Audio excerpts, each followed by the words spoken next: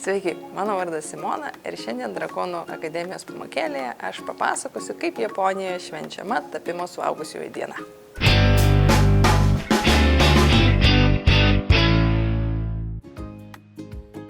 Kasmet antrąjį sausio pirmadienį yra švenčiama vadinamoji Seijin no Hi arba Seijin Shiki ir tai reiškia tapimo suaugusiųjų diena.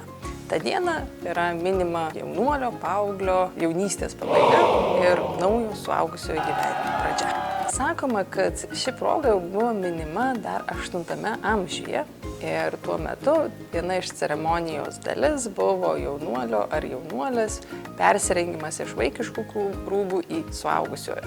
Ir ta proga žymėdavo vaikystės pabaigą ir suaugusio gyvenimo pradžią. Tai reiškia, kad jaunas žmogus jau buvo pasirengęs užimti postą valstybės valdyme, tapti kariu arba samurajumi, sukurti šeimą, pradėti amatą ir taip toliau.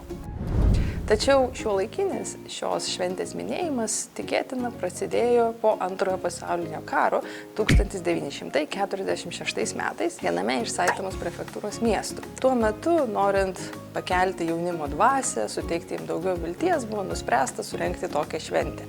Ir jinai paplito visoje šalyje. Šiuo metu tai yra laisvadienis visoje šalyje. O nuo kada Japonijoje iš tiesų tampama pilnamečiu? Tai yra klausimas reikalaujantis išsamesnio atsakymo. Matote, ilgą laiką pilnamečiu Japonijoje tapdavo žmogus sulaukęs 20 metų. Sulaukęs 20 metų jisai tapdavo pilnateisiu Japonijos piliečiu. Tačiau 2022 metais situacija pasikeitė ir pilnametystės amžius buvo sumažintas iki 18 metų. Taigi taip pat kaip ir Lietuvoje, dabar japonai pilnametystės sulaukia 18 metų.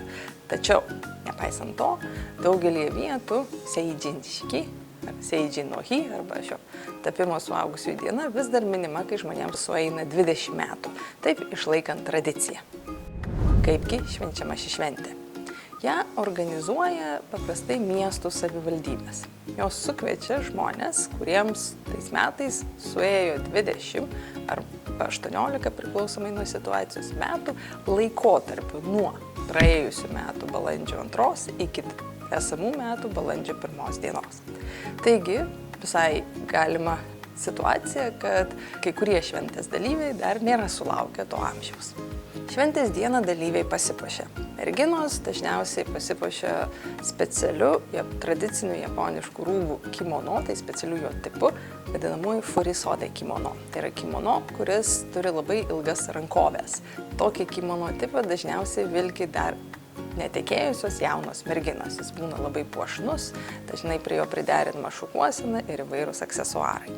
Vaikinai taip pat gali puoštis tradicinių japoniškų rūbų kimono, tačiau jie pastaruoju metu labiau linkę rinktis vakarietišką kostiumą su kaklaraiščiu. Taip atrodo taip pat puošniai ir tvarkingai.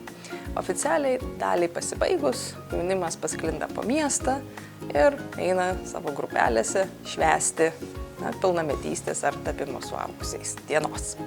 O kaip jums ši diena? Ką apie ją manote? Jeigu jums patiko šis video, prašom jį pamėgti, pasidalinti ir pažiūrėti ir kitus mūsų vaizdo įrašus.